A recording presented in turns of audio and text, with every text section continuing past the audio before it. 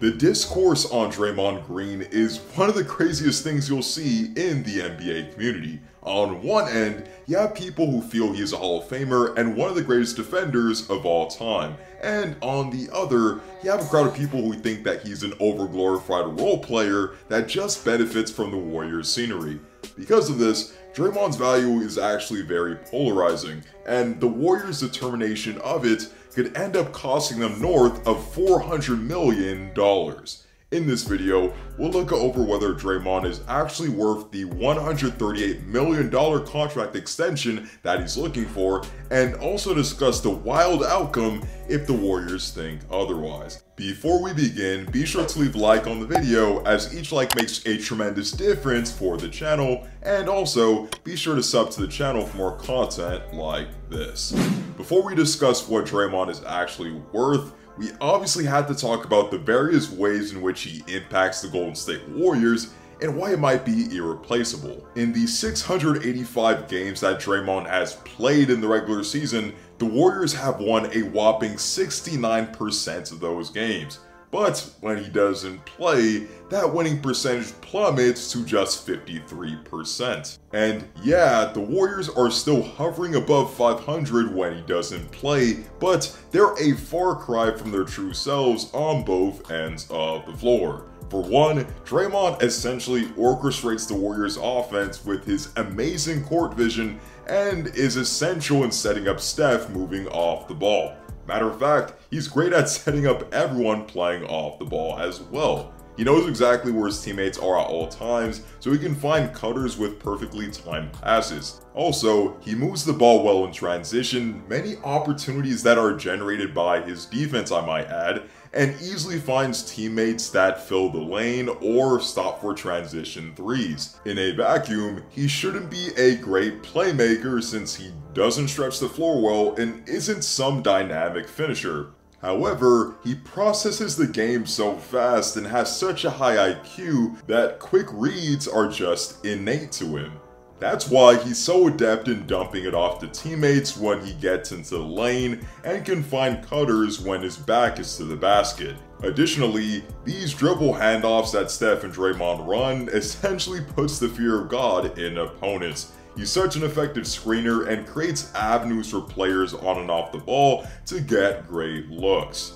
Are all these screens legal? Oh, you gotta be kidding me. Oh, look at this. This is Dan Connolly, the right guard.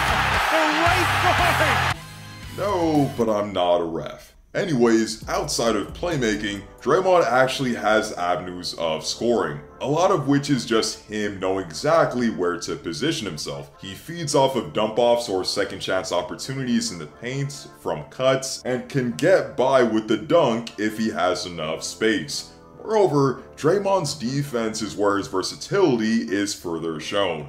Draymond is not the greatest defender of all time, sorry Draymond stands, but he's definitely in that conversation. You're talking about a guy who can read the other team's plays, structure his teammates accordingly, and be the ultimate disruptor when he's on the floor. And while archetypes don't guarantee a great defender, the combination of his 7'1" wingspan and insane IQ allows him to take on different assignments, ranging from speedy point guards to 7-foot centers. His wingspan allows him to hang favorably against more speedy perimeter matchups, allows him to recover and get great contests on shots, and allows him to disturb players who are 6 to 8 inches taller than him.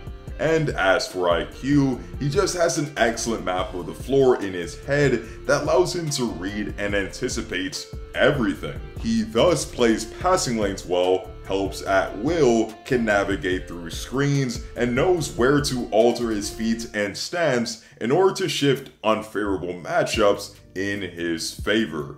The Warriors by no means invented small ball, but in pretty much every iteration of it, teams have been lacking an all-versatile 5 that Green can be in any lineup, given how insanely versatile he actually is.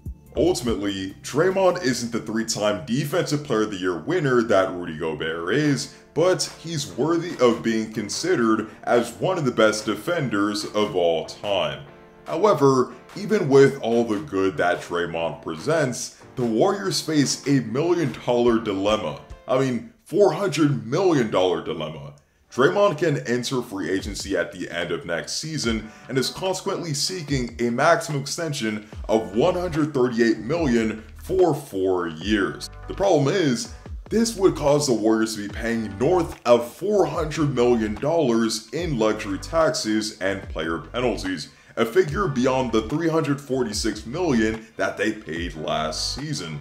Not only that, Andrew Wiggins and Jordan Poole will hit free agency at the same time and will expect salaries that are higher than what they are currently making. And in Jordan Poole's case, I might add, exponentially more, since he's going to go from an annual salary of less than $3 million to one north of $20 million per year. Additionally, all those young guys from James Wiseman, Moses Moody, and Jonathan Kuminga will all need extensions in upcoming years. Given that the Warriors ownership has already complained about last year's luxury tax bill, I highly doubt that they dive into the $400 million range or even $500 million range to keep much of this core together, which is completely understandable given that this is a business. So, what can the Warriors do?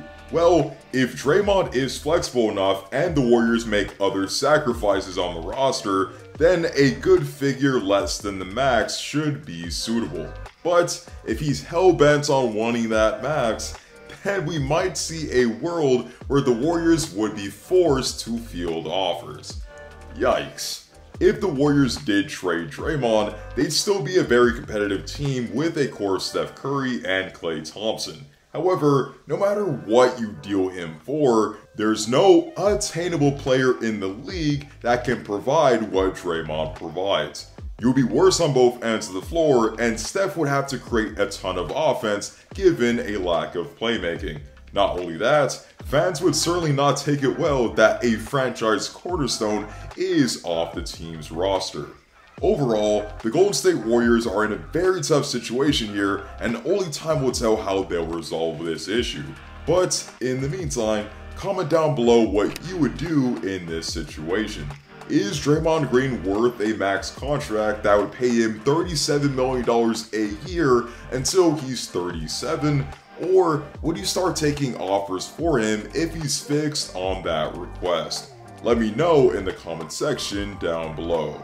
Thank you guys all for watching, and be sure to leave a like on the video as each like makes a tremendous difference for the channel, and sub for more content like this. Hope to see you all in the next one, and stay tuned.